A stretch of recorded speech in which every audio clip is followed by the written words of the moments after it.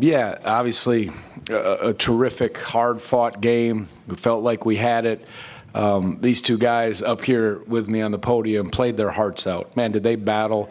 They fought, made tough plays, guarded hard, did things. And, they threw in a tough shot.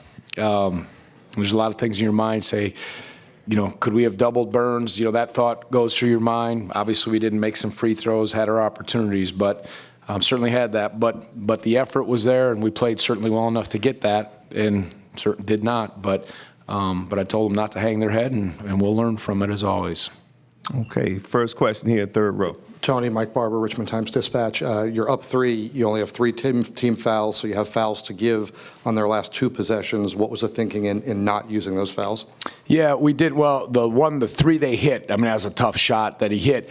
We couldn't foul them in the backcourt. They got momentum because we missed the free throw, and they were coming down. And once they got down, we did not want to foul in the act of shooting. We just were worried about that. We were worried about maybe, if they make a free throw and then a miss, with Burns and those guys on the free throw rebounding. But we just decided let's make them earn on that stuff. Again, we fouled a 3-point shooter before, and that hurt in a couple of those live ball turnovers. But, again, that we were in that spot. We didn't have to be. Obviously, we had some, chances to win it, but that was the thought process. We're going to stop them with our defense. We're going to get it done. We're going to knock them down at the line and make it a 2-possession game.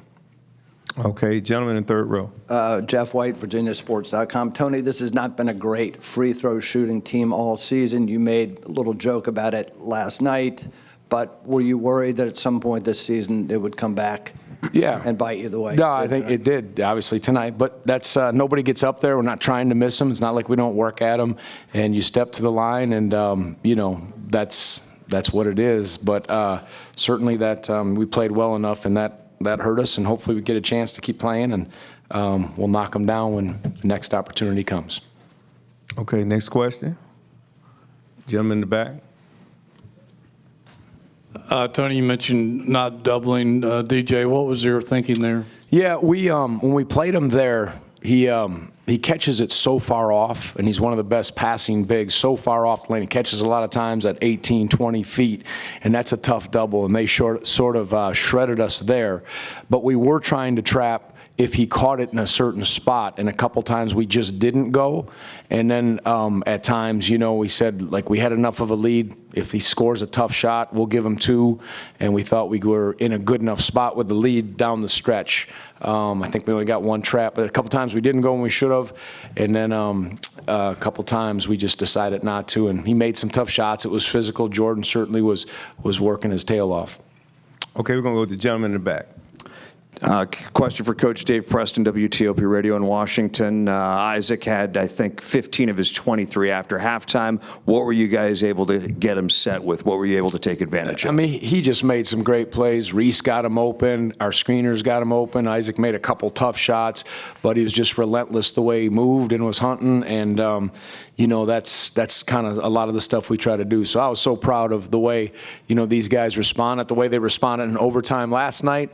And then, to feel that and try to do it again. Even I think did we hit our first 3 in overtime again? Yeah, you hit that one. So, but I thought the guys got him great looks, and he stepped up and made them and made some tough plays. Okay, fourth row here. For the players, Mike Barber, Richmond Times-Dispatch, that's 2 nights in a row that teams kind of hit pretty improbable shots to force overtime. What is the emotional toll that takes on you when you feel like you've played it pretty well and that ball still finds a way in?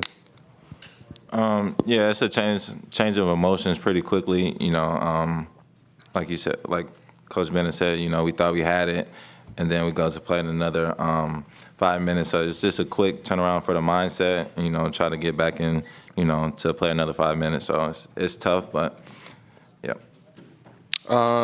Yeah, kind of takes the breath out of you. It's hard to think you have the game won, especially I'm at the free throw line, have a chance to win it, and I couldn't do it. So. I look back on it, get back in the lab, get back in the free throw line, and, hopefully we'll get a chance to ice a game some other time, and hopefully I can do it. But, yeah, that takes the breath out of you, and it's hard to bounce back and come back in overtime and play, after that. So, yeah. Okay, gentlemen standing. David Teal with the Richmond Times-Dispatch. Tony, if you had an audience with the NCAA selection committee, what would you tell them about your team? Yeah, I mean, I think they showed their body of work over the course. This league's good, but no amount of politicking, no amount of stuff. They're going to get behind closed doors, and you trust that they'll look at it and see the eye test and see all those things. There's so much talk going on out there. It's too much. So get behind closed doors, make the right decision, and these guys, I think, represented themselves well. And, you know, Isaac said about the free throw line. The way these two guys played today, we wouldn't have been in that game. They put us in that spot. So, again, that's good. You look at that, see what you can do, and they'll get to work. But no question, I think over 20 games in the league play, playing here, and all that, very proud of them. They did a lot, won a lot. That's maybe the first game we lost that was close this year, quite honestly. So, yeah, so that says a lot about these guys. Okay, gentlemen, third row here. Brett Friedlander, SaturdayRoad.com. For the players, you had that run where about 4 or 5 minutes to go where you got up 5 against a team playing its 4th game in 4 days. Did you kind of feel like maybe you were wearing them down, and how surprised were you that they still had gas enough left in the tank to do what they did?